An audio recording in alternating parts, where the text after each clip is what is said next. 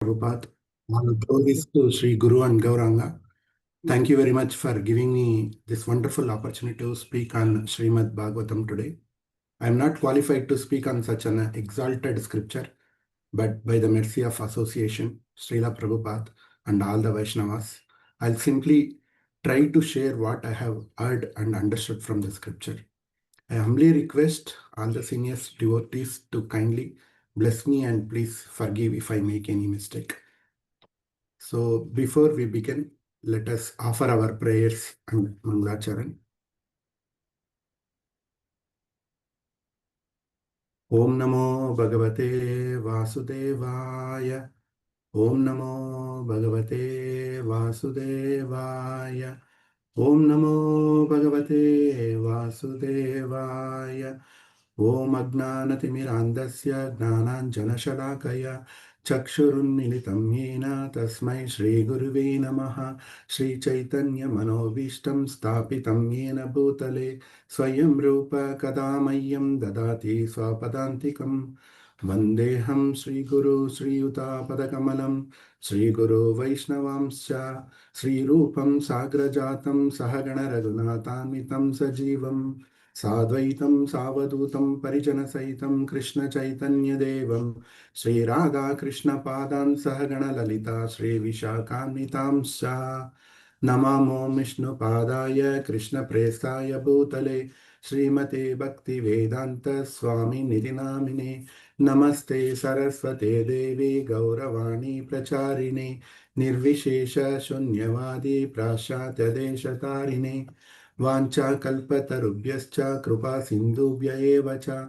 patitanam pavanebhyo vaishnavebhyo namo namaha Namo Mahavadanyaya Krishna Prema Pradayate Krishnaya Krishna Chaitanya Namne Garve Tvise Namaha He Krishna Karuna Sindhu Dina Bandhu Jagatpate Gopesha Gopika Kanta Radha Kanta Namostute Tapta Kanchana Gaurangi Radhe Vrindavaneshwari Rishabhanu Sute Devi Pranamami Hari Priye Jaya Sri Krishna Chaitanya Prabhu Nityananda Sri Advaita Gadadara Srivasadi Gaura Bhaktaranda Hare Krishna Krishna Krishna Hare Hare Hare Rama Rama Rama Hare Hare Mukam karoti vachalam pangum langete girim yat kripatam aham vande Sri Gurum Dinadaranam Paramanandam Madhavam Krishnam Chaitanya Ishwaram.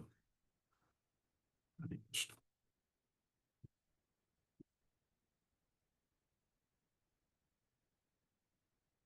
So today's topic is very practical. It is not only about history. It is not only about what Lord Rishabdev did long ago. This chapter is also about our life today. So today we will discuss Srimad Bhagavatam, Canto 5, Chapter 6, the activity of Lord Rishabdev. But before we enter Chapter 6, we just quickly remember what Rishabdev thought Chapter 5. In the last session, Vedant Prabhu had explained Chapter 5 with a very nice explanation, isn't it? So the main point was simple. Human life is not meant for only eating, sleeping, working, and enjoying, because animals also do these things. But human life has a higher purpose. In human life, we can ask deeper question. Who am I? Why I am suffering? What is my relationship with Krishna? How can I become free from repeated birth and death? So Lord Rishabhadev thought the word tapasya. Tapasya means accepting some discipline for higher purpose. It does not mean we have life. No. It means we use this life properly for purification. He also thought that good association is very powerful. So when we associate with a devotee who loves Krishna, our mind slowly moves towards Krishna. But if we associate only with material desires, the knot of I and mine become tighter. Then Lord Rishabdev made Bharat Maharaj the king and left the home as an avaduta. He was showing the real leadership does not mean holding the power forever. real leadership means helping others, comes to closer to Krishna. And then moving forward in spiritual life, so chapter 5 gave the teaching. Now chapter 6 shows those teaching in action. We will see what complete determination in this chapter.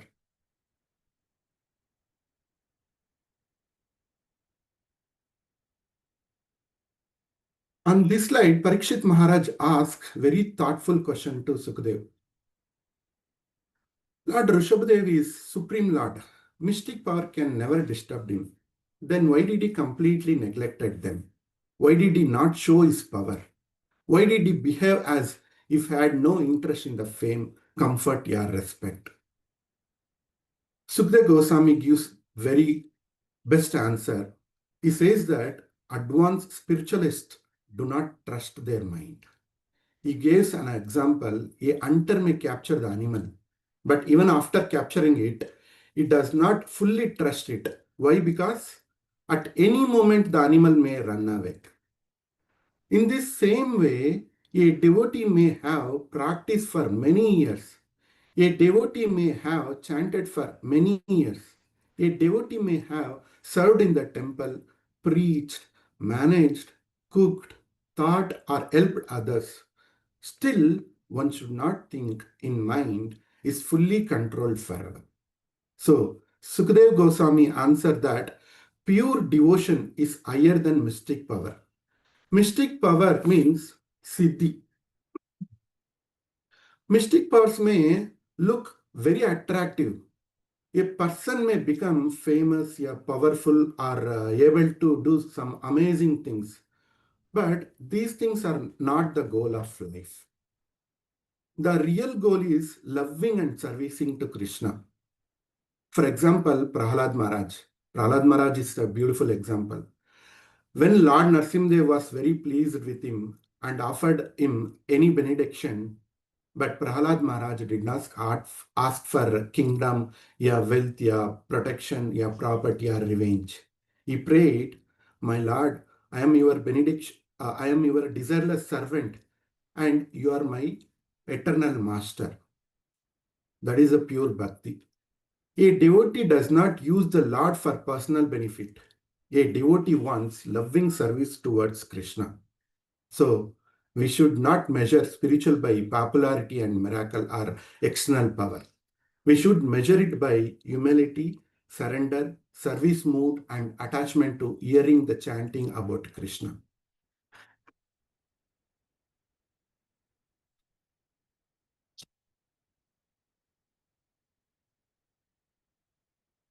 In this slide, here we start with the sloka, Na kuryat karichit sakyam manasi hainavastite.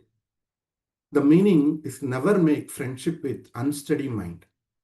This chapter asks one question. Can we trust our own mind? Most of the time we feel, yes, I can trust my mind. I know what I am doing.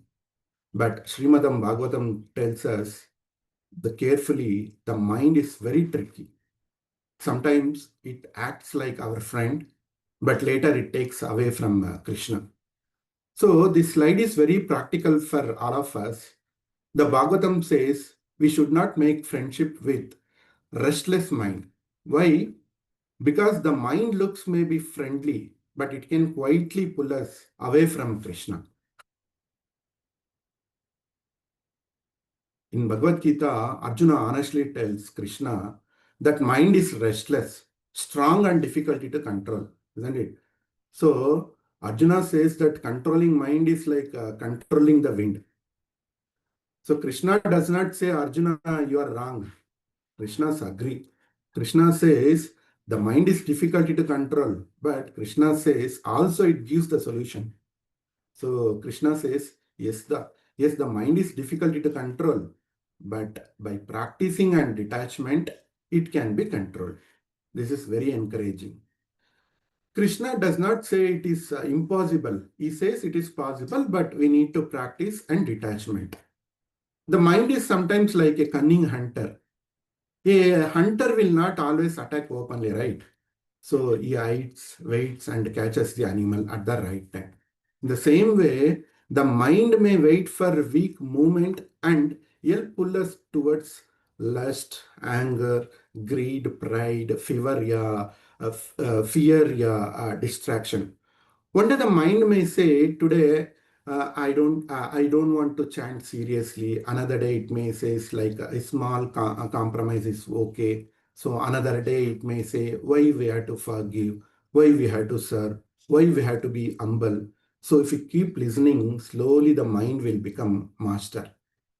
So if you see like Bharat Maharaj is the best example. He did not fall down for because of his sinful activity. He became attached to the something incorrect, a deer. But because of the mind, he became attached. His spiritual focus was disturbed. So he must be careful about where the mind is going. We can also see this in our japa. We sit and think, today I will chant very attentively. After 2 or 3 minutes, the mind may say, just check one WhatsApp message. Then we may open our phone, then one message, then it becomes two and three, five. Then we'll check status, then we'll check YouTube, news, and it goes on and on continuously. After some times, we remember, oh, I was chanting. So here the life lesson is the mind is like a mobile notification. If we respond every signal, it will take us away from the Lord.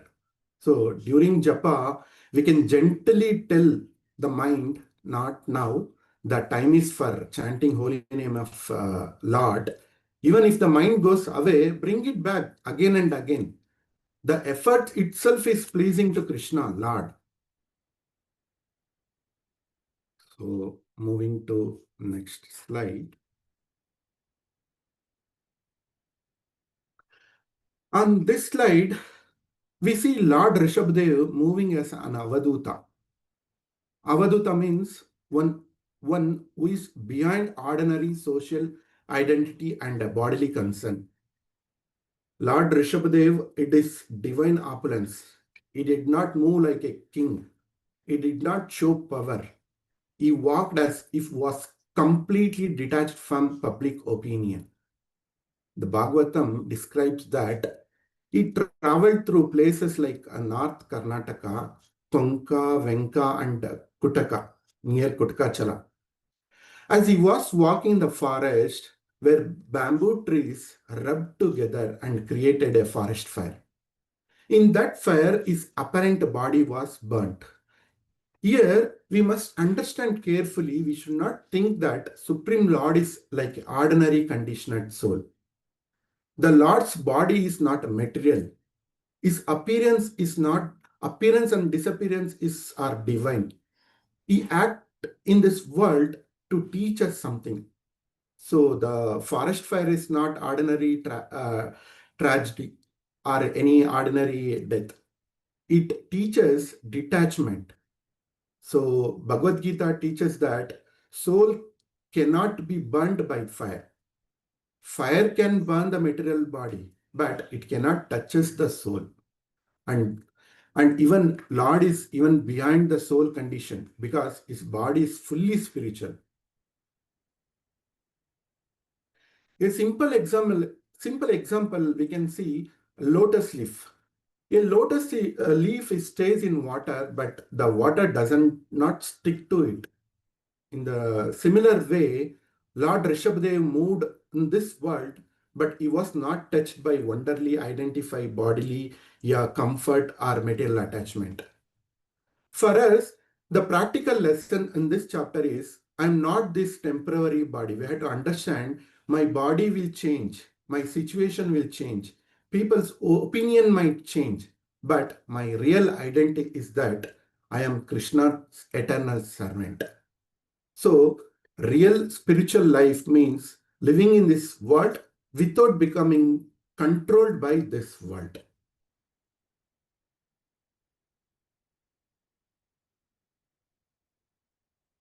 Moving on to next slide.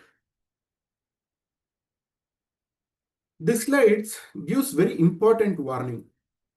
Do not imitate, just follow parampara. Why?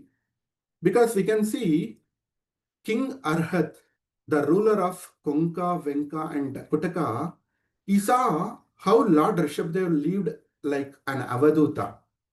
He tried to copy the Lord external behavior, but that means he copied only the outside action.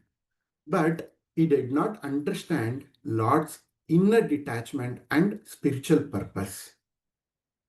He did not have the same spiritual realization as the Lord because he left the proper Vedic path and started a new religious system based on his imitation, not by the true understanding. We can understand this with an example. We should follow the instruction of great souls, but we should not imitate their special actions. To say another example, a train is very powerful when it stays on track, isn't it? So it can carry many people. But if the train says, I am powerful, but I do not need that track, then it becomes useless or dangerous, right? So, in the same way, a devotee is powerful when it's staying on the track of Guru, Sadhu, and Shastra. If we leave that track, our mind and intelligence may become dangerous. This chapter also shows that imitation can lead deviation. King Ahrat had heard about Lord Rishabdev's activity and imitated them in a wrong way. But he introduced path against Vedic principle. In Kali Yuga, this danger is very common. So many people want easy spiritual. They don't follow the rules. They don't follow disciplines. They don't follow Guru's instruction. No shastra. Only personal based on their personal feelings and ideas. But when we reject Vedic guidance, the mind starts creating its own wrong ideas, right? So this is looks like one blind person leading another blind person. So if the leader cannot see, the followers also go in a wrong direction. But our safe path is Guru, Sadhu, and Shastra. Guru means spiritual master. Sadhu means saintly devotee, and Shastra Parampara. We should not use the point to criticize others harshly. The main lesson for is humility. We should think, I'm still learning. Let me follow sincerely. Let me chant properly Mahamantra. Let me hear from scripture and devotees. Let me serve under guidance. So, in this lesson, we should follow the Lord's instruction and the teaching of authorized Acharya. We should not copy unusual external behavior. So, moving to next slide. Here we start with the sloka. Kamo manyurmado loba karma bandham shayanmulaha. The meaning is lust, anger, pride, greed, and bondage to karma are rooted in the uncontrolled mind. This verse gives strong lesson. Lust, greed, pride, yeah, sadness, illusion, fear, yeah, bondage to karma all begin in the mind. So if the mind is not controlled, all these enemies become strong inside us. This is very important. Sometimes we try to fix problem only from the outside. We may change our place, yeah, our work, yeah, phone, our routine. These things can help a little, but the real problem is inside the mind. For example, when someone has a fever, if they eat sweet food also, it may taste bitter. This problem is not in the food. The problem is in the tongue. Similarly, when the mind disturbed, even good advice, devotee association, and service may feel difficulty. So first the mind must be healed by chanting and hearing about Lord. If the same uncontrolled mind goes to new place, the same problem will follow us, isn't it? So the place may change, but the mind comes with us. Therefore, bhakti teaches us to purify the mind. The mind becomes purified when we engage it in Krishna service.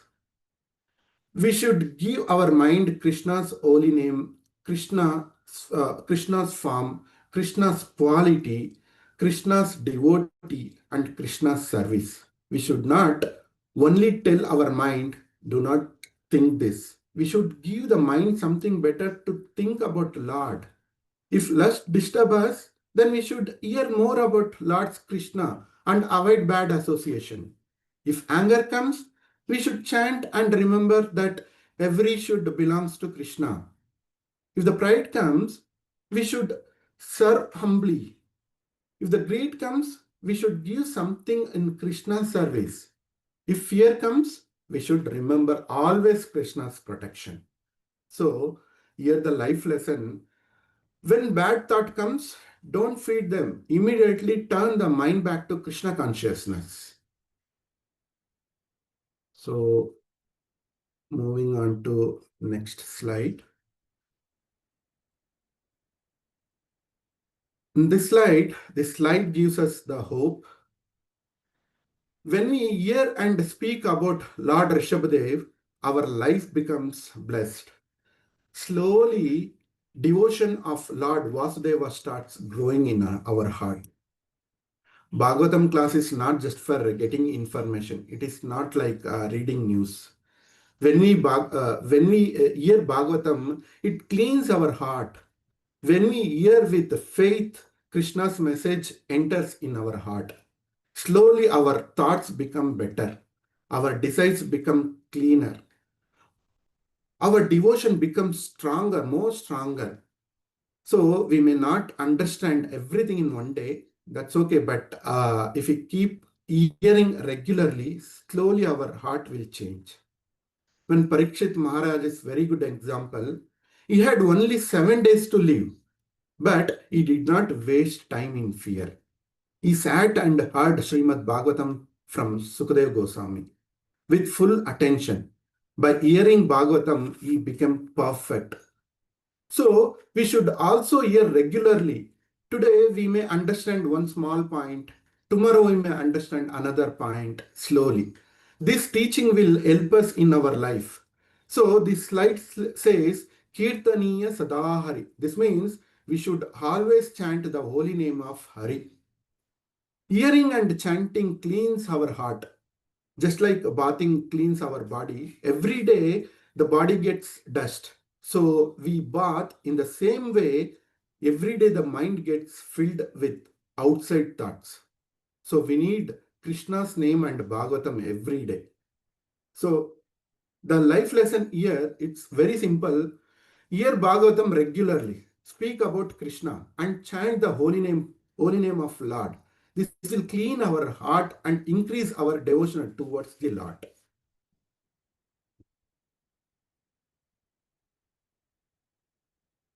Moving towards next slide. This slide gives very important devotional conclusion. Devotees do not want only freedom from problems. They want loving service to Krishna. Liberation means becoming free from material suffering. That is very good, but bhakti is very greater because bhakti means loving relationship with the Krishna. This verse says that Lord can give liberation, but he does not give pure bhakti very easily. Why? Because in bhakti, Krishna gives himself to the devotee. We can understand this from Pandavas. They did not allow Krishna only to remove the problems. They loved Krishna as their dear friend and protector. Krishna also accepted in very close relationship with them. He becomes their guide, messenger, and well-wisher, and even Arjuna's charioteer. This is the sweetness of bhakti. To say an example, the patient may go to doctor and ask only for pain relief. The doctor can give a painkiller, but doctor knows the real desire to cure that disease from the root. So in the same way, we may pray, Lord Krishna, please remove my problem.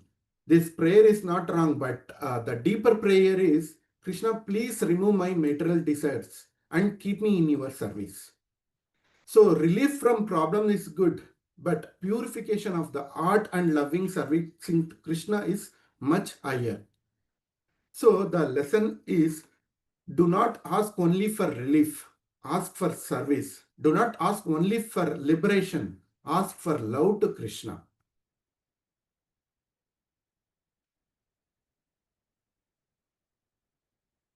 So in this slide, we can see, now we'll connect this teaching with the story of Shaubari Muni.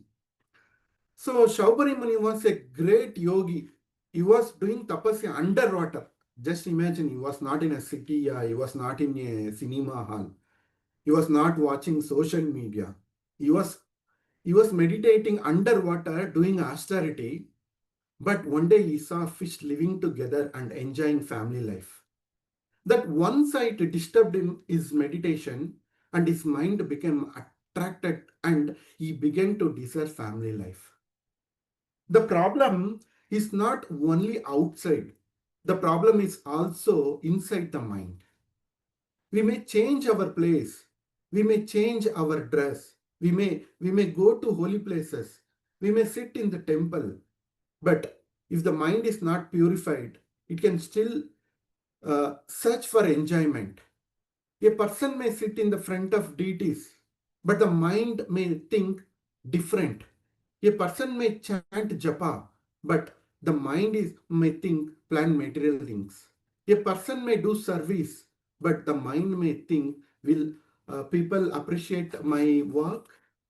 So we must be very honest. This teaches us something very important. Outside isolation alone is not enough. If the art is not fully sheltered in Krishna's, the mind can become disturbed even in the quiet place. So actually, this story ends up positively. Shaubari Muni did not remain fallen. He understood his mistake and renounced again. This is encouraging for us. We make a mistake. We should accept it honestly. We should not become hopeless.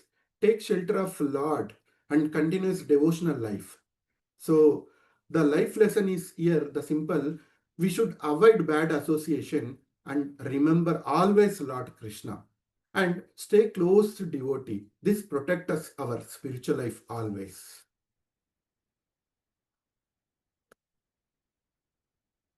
So with this, let us close the chapter 6 with 5 important simple takeaways. The first one is pure bhakti is higher than siddhis and mukti. Power and liberation are not the final treasure. Loving service Krishna is the final treasure. The mind must be trained, watched, and engaged in Krishna service. We should not blindly follow the mind. We should not imitate advanced behavior. We should follow Guru, Sadhu, and Shastra. Hearing and speaking Bhagavatam awakens devotion. This class itself a part of purification. So then the fifth one, our real self-interest is to take shelter at Lord Krishna's lotus feet. So the whole lesson is very practical. Hear about Lord, chant Krishna's name, following parampara, protect the mind, ask for loving service. So with this, I'll stop here. Thank you very much for your patience and hearing. If I have spoken anything correctly, it is by mercy of guidance of Srila Prabhupada, the devotees, and the continuous motivation of Mahaprem Prabhu. If any mistakes are completely mine, please forgive my offense. Hare Krishna. Thank you.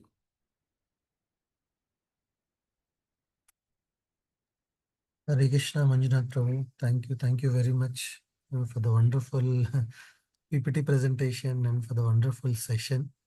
So very eloquently, in a very systematic way, you have taken us through all the teachings of Lord Rishabh. So thank you very much, Prabhu.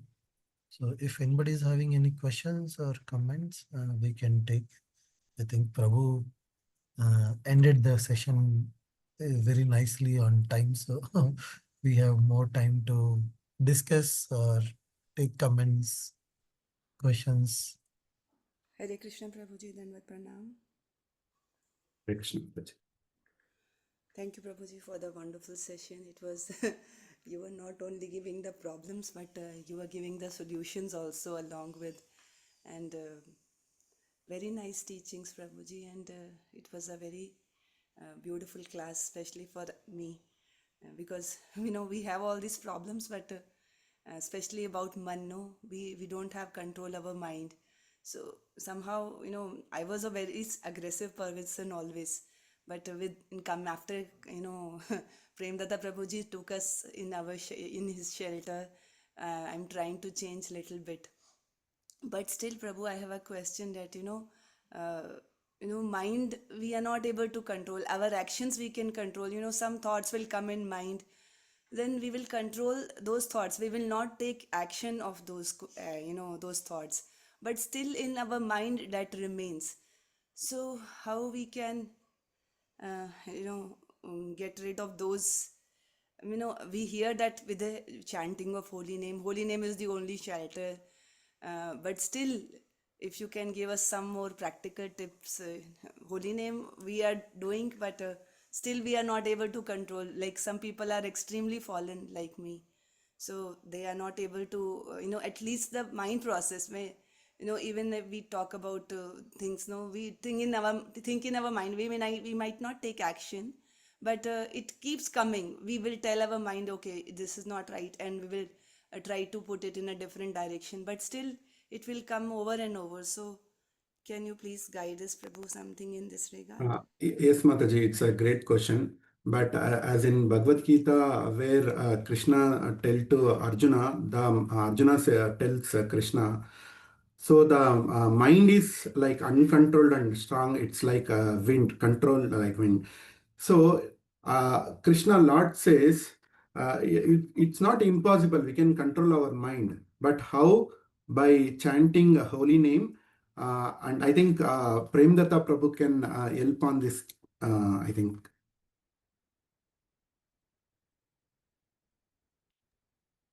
Hare Krishna, Prabhu. First of all, wonderful session, Prabhu.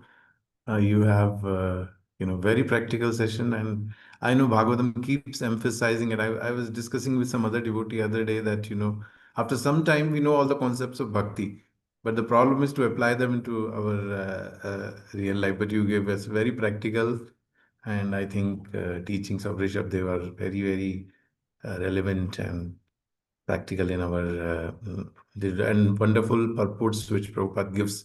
It actually elaborate more. I think the point which I like was we should not imitate, we should follow the uh, parampara. That was many a times, specifically I get this call on Nirjala Ekadashi day when devotees ask, Prabhu, can I do this? I think this time, I think in one of our sessions, Mataji was saying that I read that whole night we should be awake on Nirjala Ekadashi. So can I do that? So then I told, okay, if your health permits, please do it. So we can not imitate Haridas Thakur, we cannot imitate Raghunath Das Goswami, like in austerity, and Rishabh Dev and all that. So some things we have to see practical. But coming back to the point, Manjunatha, you rightly said that, Krishna, you told in the session also that, it's a practice and vairagya, which basically, in Krishna's answer to that is it's practice and, vairagya, abhyas and vairagya, practice and detachment, with which a person, when Arjuna is saying that I cannot control mind. Another thing is that if we see in third chapter of Bhagavad Gita, when Arjuna is asking that, what is the thing which is pulling us into sinful activities? So then Krishna says, Kamesha, Krodesha, Rajoguna, Samudbhava. And in a wonderful purport, Prabhupada mentions that, only by moving ourselves into Satoguna, then it is possible to overcome these modes of material nature, because passion and the Rajoguna and Tamoguna, basically they keep us bound. In Satoguna we move towards get free from this bondage. And Prabhupada writes in that purport that we should be uh, uh, engaging in Satoguna activities more and more. So Satyabhama Mataji's question that, so it is conditioning we all have. So Mataji is, at least she is humble, she is openly accepting it. But we all have some certain kind of conditioning and certain weak points where Maya will catch us. And, I was hearing one lecture on this topic also, where Prabhu was saying that to change the subhava, it is impossible. Subhava means the modes of material nature, which have made up our subhava. So it is very difficult to overcome. Only by continuous practice of spiritual activities, there is a hope. So it is something like how much our conditioning is, that much time will need more and more coming out of this, our subhava and modes of material nature.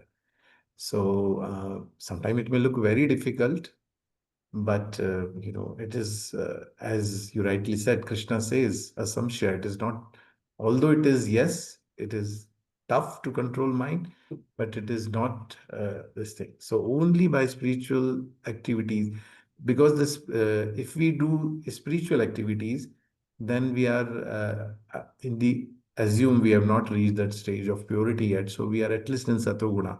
When we are chanting, okay, my mind is going here, there, but still I'm not doing any passionate activities or any rajasic or tamasic activity. So these activities agitate us from inside. So more and more we come out of the clutches of lower modes of material nature and move towards satoguna. So for that, our day-to-day activities also, we should try to do as much as possible our spiritual activities, like more shravanam, more services where as possible.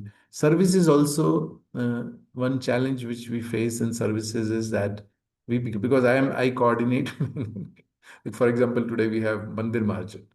So my tension for last 2 days, I'm talking to everybody who all can come, and so somehow our spirit of serving the Lord or spirit of serving the devotees go in the back. And I am the practical example of that. That my focus gone on the logistics, and that problem is there with all the devotees who are coordinating various services. So our problem becomes is that we become more with the logistics aspect, and somehow that this thing behind that, what is the motive, it goes away. But but when we reach the for example, this Gundicha Marjan or Mandir Marjan pastime, we see how wonderfully the Lord Chaitanya, he cleaned first the heavier things, then he cleaned the lighter things. So like that, we have to our, I think, I'm not sure, somebody has sent that in Absolute Truth, that clip by Nidai Sevini Mataji, where she says this, that, okay, it was, so if we keep on cleaning, the finer dust particles of our mind will also go. So if you observe ourselves, it's not that we have not changed over the period of time. We have seen a lot of changes, but conditioning is very strong. So sometimes it may take time for all of us. And another challenge which we face, why we are not able to do that after sometimes we become too much familiar. So we bhakti activity also becomes like, acha, theek hai. Like, we have to get up, do chanting, do some shravan, this thing. Okay, today's quota is done. So that feeling behind that seva, that I'm doing to please the Lord and I'm doing for my own. So some introspection helps us. Uh, I always say that take the help of some devotee, at least one or two devotees who are very close to us, to uh, share the challenges which we have, and then take the feedback also. Our best feedback is our own family members, because there our real true colors are there. Outside we all pretend. So when it comes to our own family members, we can ask them, and no need to ask, they give without asking. Also, they give feedback, right? Our wife, our husbands, our children, they say, You are doing outside all this preaching, but at home you are not practicing it. So that should be our eye opener for us. That yes. So I know, Mataji, you know the answer as well. But the point here is that yes, a continuous practice makes us change. And I personally, this is my own addition, that constant introspection with the help of other devotees can help us. I hope it's answer your question. Yes, Prabhuji, definitely it really helps. But Prabhu, again, yes, as you said, Prabhu, we read, we try to practice, but we fall again. But as you said again, that It's practice. all our conditioning, Mataji, because we have that very strong conditioning. Births after births, we have been involved in, this bodily level. So now to come out of that, mind revolts, mind doesn't want to do. But devotees, I have seen, whatever my limited experience in Krishna consciousness, I've seen devotees changing drastically. It's not that, maybe I'm not sure I'm not changing or not, but I've seen the devotees changing drastically. And, it actually looking at those devotees, it helps us. So everyone is making progress, but it's all, see, for example, we are walking forward and there is somebody has tied a rope to my tummy and pulling me back. So how tight it that rope, based on that, I will move further. So these are the modes of material nature. They are pulling us back. But what we have to do is we have to keep going, and with the hope that someday we will be purified. That's what it's a process of purification. So we are doing that. Thank you, Prabhuji. When you say this again, then it gives a lots of hope, and we are sure, okay, because we always have a fear, if this doesn't happen in this lifetime, then again we have to take birth. So when you say, it gives a lot of conviction to us and gives a lot of hope, Prabhuji, that under your guidance and with association of Vaishnavas, we will try.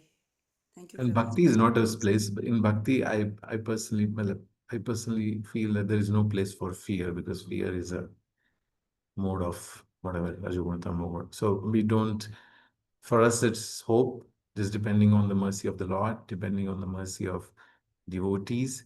Keep begging, keep praying, hopeful. What will happen? That we leave it to Lord. If Bharat Maharaj can fall down at the level of bhava, then what can happen. But then there is an example of that dog of Shivananda Sen who was coming with him on the yatra, and then just being with devotee, he was delivered by Lord Chaitanya. So we can hope that, like the dog, maybe at the mercy of Lord Chaitanya, we may get, we may get delivered by the Lord and his devotees. Just because Shivananda Sen gave the mercy to the dog, Lord liberated that dog. So similarly, we have the hope that, although I don't have or whatever, I cannot change myself, but it's always the association. Devotees are there who will take care of me at the end of my life. So with that hope, we can keep on moving. Rest all is Lord's wish. Yes, Prabhuji. Thank you so much, Prabhuji.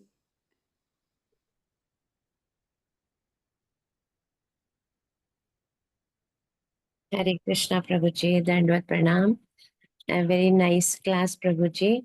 Manjunath Prabhuji, we are very, very grateful and thankful to you, since it was very practical class, taking all the problems we are facing in our day-to-day life. And like you were telling, I want to, since we have time, I want to tell one thing, that we all have this while chanting. If some notification comes, we are always seeing it. And see, while hearing your class also, after hearing from you also, then also I checked the notification. Then I was thinking how practical these all things are.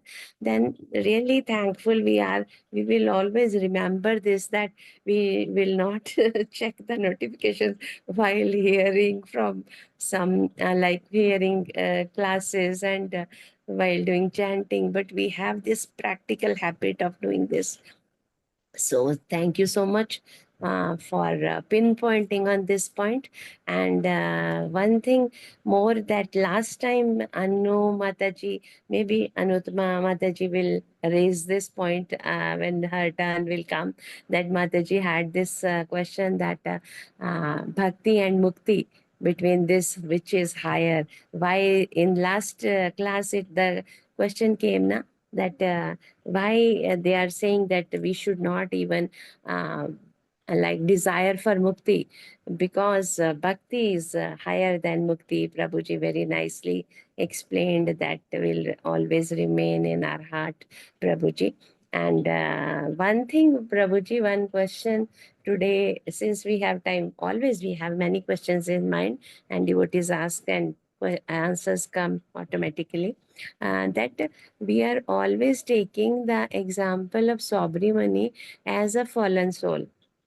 Yes, he fall down from his position by he was chanting, he was doing austerity, and he then married Mandata's 50 daughters. And Prabhuji, one thing comes always to my mind. Cannot we take it as Lord's arrangement, that it was Lord's arrangement that he fall down, then married Mandata's daughters, and then he had sons from all the daughters, like I think 5,000 sons. He was a tool in doing this and like increasing the population, like Srishti was the main agenda at that time. So why we are always taking him as a fallen soul, why we are not taking him as a tool in Lord's hands? Like this question comes to my mind. Always I read this then is it, can we do this like this? Thank you, Mataji, for it. It's a great question. I think Premdatta Prabhu could give better answer for this. No problem. You can go ahead, Prabhu. You can share your thoughts. I will just add. No, Prabhu, I need to help on this actually. Okay. So my take on this point is that Mataji, that they are in Bhagavatam, that means they are elevated souls. Like for example, we always say Bharat Maharaj. So does that mean we look at Bharat Maharaj in a lower way? No, we don't look at it. We just look at they are in Bhagavatam, means they are chosen by the Lord to teach all that. So in Bhagavatam, even we talk about Chitraketu, and that he did offer of. We say, okay, he did Vaishnava Brad, or any example you take. So we are just not our scriptures so great. Even that there are good qualities are mentioned about Hiranyakashipu, about Ravana, about Shishubala also. Some of the places they are like, okay, he was like this, but like that. So I think if somebody is looking at them, and it's all part of Lord's Leela specifically. And one point to understand is that when they fall down, it is like somebody was falling from 30th floor to maybe 25th floor. That kind of they fall they had, and they pick up and again they go to 30th. For us, this the problem is that we are already at first floor. We come down to ground floor, again we have to go to first floor. So we can't compare our fall with them. That is just as Prabhu Manjunatha Prabhu mentioned also, that there is so much learned from his story, that he at last he realized that he has done enough. So all these pastimes are for our understanding. They are like, I don't think we should treat them like sinful people. Like, no. Even I'm just giving Hiranyakashipu, Ravana, they all are like Jai Vijay, from the, so they are Lord's associate. They are part of Lord's Leela that, they are showing us by their example that how lust, how anger, how these anarthas can, cause to what level it can go, you know. So, like Sabri Rishi, like just seeing so the whole idea to learn from this is that, even that strong triggering point can, take us away from the spiritual, like Bharat Maharaj, just being attachment. For Sabri Rishi, it's the small lust, because you always say, that, that this thing, seed of the sinful activity still remains, unless and until we develop a higher, see, what is that? Vishya Vinivartante Raso, what is that? Raso apiyam ras param drishtva vinartate. Param drishtva vinartate. So that the whole, that shloka is that, that seed will remain, that attachment to the sense object, because we have already enjoyed through these senses. In this exact, the Bhagavatam, when this Shukdev Goswami and the sixth chapter Ajamala story starts. So there, it's this example is given that, this bamboo tree, the bamboo tree you burn from outside, but the roots are still there inside. So what happens is when the little rain comes again, the bamboo tree, grows up. So that same thing, we have same tendencies we all also have, that, because of sinful activity, that this thing, unless it is pure, you totally purified, there is a chance that we may fall down at any place. So they are not fallen examples, but they are all chosen by the Lord to teach to the whole world, how to practice spiritual. So, Thank you so much, Prabhu. Thank you so much. Fantastic. Hare Krishna Prabhuji. Hare Krishna Manjunatha Prabhuji. Wonderful class. Nice presentation. All the points connected with our Kali Yuga people. How we do while chanting, how we take. And so that was really interesting. And same like Prabhupada Prabhuji, I also like that the thing where how we have to enact. We don't have to like copy them. Like we see, okay, the acharyas have done like this, I will also do like that. So that thing, even yesterday I was also thinking, like many people, Prabhuji was telling that Shivanand Sen story only. Many of the upcoming devotees or something, many time we meet people, they argue in this point that, oh, see, we should be equal to the animals also, we should take care of them. How? So these point really Prabhuji has explained very nicely. So really thank you, Prabhuji, Manjunath Prabhuji, for wonderful class, that how we have to like take the things from the scriptures and perform it. Thank you so much, Prabhuji. Thank you, Mataji. Hare Krishna. Hare Krishna Manjunatha Prabhuji. Hare Krishna, Prabhu. Dandavat Pranam Prabhuji. Dandavat Pranam, Thank you Prabhu. so much for the real amazing class. I had the fortune to associate with you, talk to a lot from the early days of Krishna consciousness when we all got connected. I have so many relishable moments with you, and you come across as such a humble person, always very much ready to associate with devotees and very kind. So that I have released. I have all those wonderful memories, although we are not getting so many association directly nowadays with you. So very, very nice class, Prabhu. You had very practical punchlines. A train is powerful when running on the track, otherwise it is dangerous. Thoughts are like, thoughts in the mind are like mobile notification. I think they were all very, very nice practical points which you brought up as punchlines in your presentation. Very, very, very nicely taken. Very, very helpful for us. So I'm just realizing that this general called Mahaprem Prabhu's army has so many wonderful hidden warriors coming out in between and then showing us. So excellent. Thank you very much.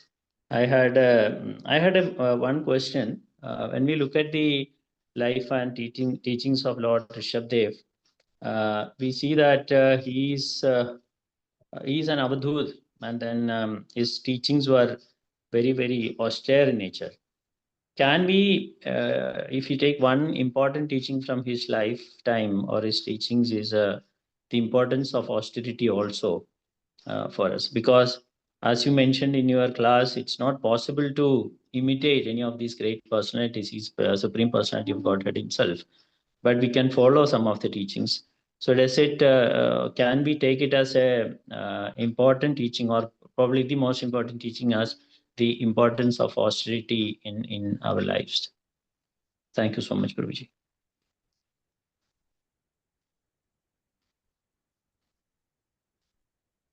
Hare Krishna, sorry, am I audible? Yes, Prabhu, you are audible, Rajeshwar, Prabhu. Can you repeat your last question, Prabhu? Was My question was teaching? Lord Rishabhadev's teaching. So there are many teachings, of course, like Prabhu took in the class. And Lord Rishabhadev is an Avadut. And if I understand correctly, one of the teachings, we cannot follow, we cannot imitate the Lord in any way. But one of the important teachings coming out of his teachings to us is the importance of austerity, or taking austerities in the life. Is that one, or is that the way we should understand from his teachings? That was the question. Yes, Prabhu. Thank you. Thank you for your question, Prabhu. Actually, there are 5 takeaway from this chapter, as I mentioned. So the pure bhakti is higher than the siddhi and mukti. Then mind should be trained, watched, and engaged in Krishna service. And we should not imitate advanced behavior.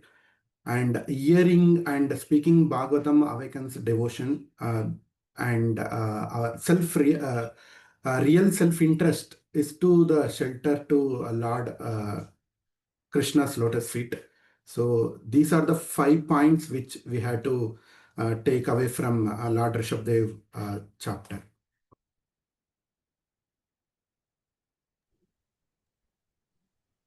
Okay, Prabhuji. Thank you. So only to add here is Premlata Prabhu can add. Yeah, sorry. just to add here, and the point here is that, as Manjunatha Prabhu told, that we cannot imitate, but we should follow parampara.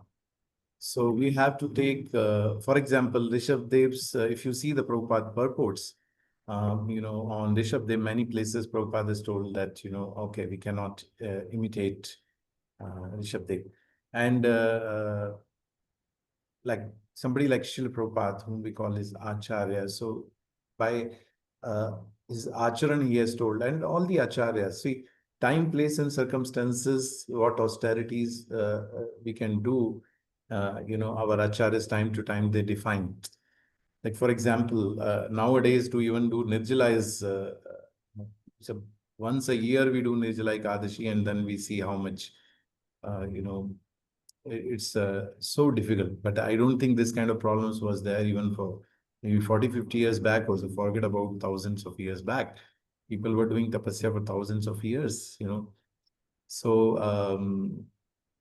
like, for example, Prabhupada has not emphasized too much on Chaturmasya and all other kind of too much austerities, because the time, place, circumstances. Now the Prabhupada always suggested that even there is an instance, we don't need to follow that. But Prabhupada told somebody, when somebody was sitting in Ekadashi and with the very dull, so he told, you break your Ekadashi, better go and do Sankirtan outside.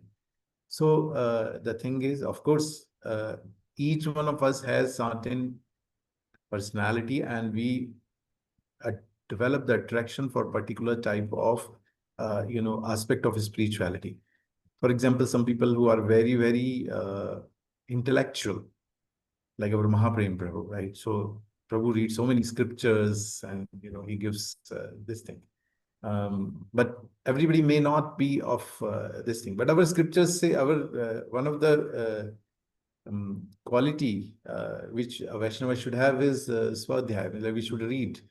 But then, so what I'm trying to make is that based on our personality or our subhava, we will naturally have certain inclination towards certain aspects of spiritual life, and certain aspects of spiritual life we may not have so much. I'm telling the practical aspect of that. See, I remember when I started preaching in some maybe 15 years, 14 years back. So I just told once one person, no, he was very new, and I told Prabhu, japa is the only thing. So he told Prabhu, I have no interest. I like this more. He was telling, I don't remember, some other aspect. No, no, no, Prabhu. Without this, it will not happen. You have to follow this. But then over the period of time, I realized that, he has a different flair. And that is another aspect of bhakti which attracts him. So because I like certain thing, I tell you have to do this only. So what we have to see is, according to our personality, certain aspects of bhakti will like more, certain aspects of bhakti will not like more. So maybe some people will like austerity more. That's why it is written, you follow don't imitate. Because if everybody starts imitating Rishabh, many 99% of the people will not be able to do bhakti by, for example, austerity you are talking about. So what we have to do is that we have to see the practical aspects of, because some people like, as I said, there's some people like kirtan. So you tell them, no, Prabhu, you should do only fasting. That is the only way. So it doesn't happen that way. So based on our personality, based on our certain aspects of bhakti, we can take more because it is helping us to progress more in bhakti. And certain aspects which we don't like, we don't need to ignore any aspects of bhakti. For example, basic austerity, Prabhupada has suggested us do Ekadashi fasting. In that also, there are so many relaxations are there, right? So we don't do Ekadashi like what scriptures say, that we should not even take water. But we are doing Ekadashi where we do kuttu atta and this thing and sama rice and all that we are eating. So because our conditioning at the moment, but there are many devotees who do, Nirjala, Ekadashi, every Ekadashi they do Nirjala. So what we have to practically see in our aspects. Every aspect of spirituality is important. But what will happen is, according to our conditioning, we may have certain aspects which we may like more. So we should do that more. Like, for example, somebody likes japa more. So he can do more japa. Somebody like reading more. So he can do more. But that doesn't mean if somebody likes reading, I will not do japa. I will not do everything we should do. And, but whatever we like, by doing more, our spiritual growth becomes more and more. So we should look at it that way. So, like, for example, somewhere the teachings austerity is given preference, somewhere some other aspect of spiritual life is given importance. So all these aspects of spiritual life is important, but we, according to our personality and all that, whatever aspect of bhakti we like more, we can do that more and more, so that because if we force if a person forces, or if we force ourselves, nahi, मुझे तो यही aspect पसंद है भक्ति का, लेकिन मैं और कुछ नहीं करूंगा, या सिर्फ यही करूंगा और कुछ नहीं करूंगा. So then what will happen is that after some time, so every aspect of bhakti is important, but based on our this thing, we can do whatever aspects of bhakti helps us to make progress. That doesn't mean we should ignore other aspects, but whatever we have, whatever we like, that we can emphasize more, that helps us to make a spiritual goal. And maybe over the period of time, our interest in other aspects of bhakti also increases by doing something which we like more. But again, don't quote me anywhere that, okay, this is a practical aspect. With my own experience, I'm sharing this, is that, that certain aspects of bhakti, which we like more, we can do more. And others, we can do less, but not that. And over the period of time, introspect, take the guidance from the senior devotee, and then we see that practically, is it helping me to make progress? We should not be get driven by the mind, because mind will say 100 reasons, acha, ye aspect of bhakti chhod do. Chahe wo austerity ho, chahe all other aspects of bhakti. So there is a practical aspect of, in my take, this is. Thank you, Prabhuji. Thank you so much for the very clear answer. Thank you very much. Hare Krishna.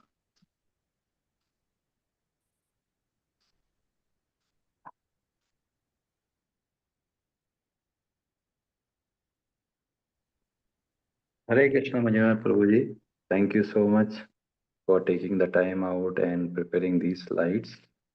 And it was a very short, only 19 slokas were there. So still you have extracted wonderful life lessons, and very practically you have demonstrated how the problems that we are facing every day and what is the approach to move forward in the life.